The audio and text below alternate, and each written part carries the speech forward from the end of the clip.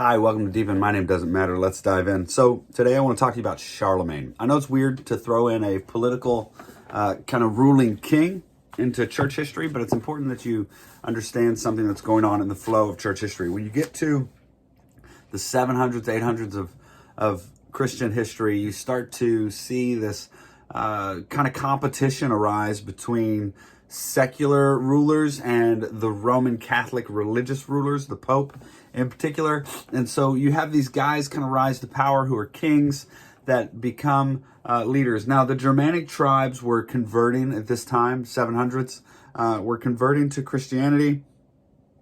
And with that, Roman Catholic rule is kind of taking over the area. The Pope is a massive figure.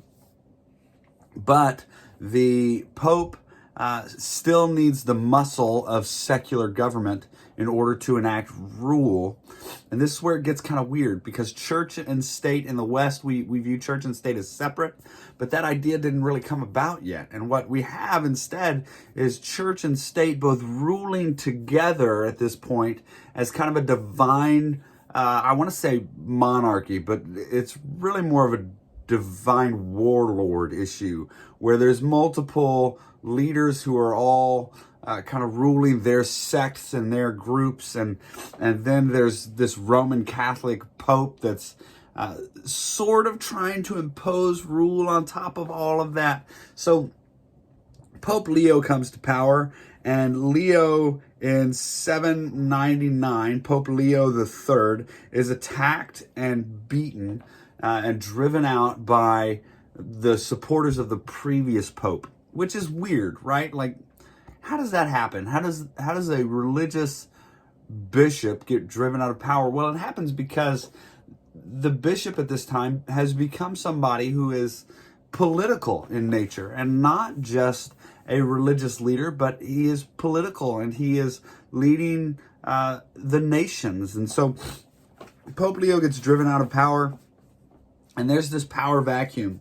Now, there was one great, really powerful king, the grandson of Charles Martel, the son of Pippin.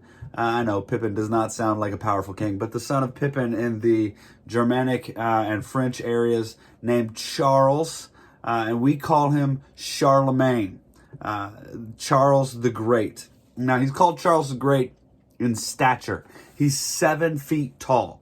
So this is a massive man, and if you don't remember anything else about Charlemagne, it'll help you to remember who he is by just remembering he's a good 2 feet taller than the majority of people. So he is huge, and he's a great warrior, an incredible horseback rider. This guy was an amazing kind of warrior, a warrior king. So he's all that you would imagine of a barbarian hero-like king. And he's risen to power. He and his brother inherited the Frankish German areas from their father. And his brother died and left everything to him. There was kind of peace between the two of them. I think his name was Caroline. I don't know. Nobody cares about him. They all care about Charlemagne. So Charlemagne, this giant kind of hulking figure, comes in, and he is king. Pope Leo over in Rome gets deposed from his position and realizes he needs help. So he goes to Charlemagne and says, listen, if you will come and help me reestablish my position as the Bishop of Rome, as the Pope, then I will crown you as king over the Holy Roman Empire. And this is the first time that is going to happen. So Charlemagne has this big service in front of all the nobles where he walks down an aisle, and the Pope crowns him as king over the Holy Roman Empire. And two things happen here. One, we see a complete merger of state and church. They are completely the same now. They're one and the same. There's no distinction. The Pope has just crowned a king. This is Old Testament theocracy happening. The church has just given complete and total approval to the king. Now, don't confuse this with modern American evangelicalism if you're angry about that, or with pietistic English rule. This is not the same. So the Holy Roman Empire comes to power, and the Pope actually crowns the king. So the question then arises, who is it that has the authority, the Pope or the king? And what we see is the king serves at the dictates of the Pope sometimes, but the Pope can't rule without the king in place. So the Pope is crowning the king, and the Pope can remove the crown. And then all the people stop listening to the king. But without the king, the Pope gets deposed. So there's this now complete merger of the two worlds, the religion and the secular world. So Charles becomes king of the Holy Roman Empire. He begins to rule. He sets up a university in Paris where he draws all the major scholars from the world to come and study, and this becomes the University of Paris, and it's one of the greatest institutions in church history from this point forward. And then he dies in 814, and he leaves his kingdom to his son Louis. But Louis is not up to the task. Neither are Louis's sons up to the task. They don't possess the strength and genius of Charlemagne.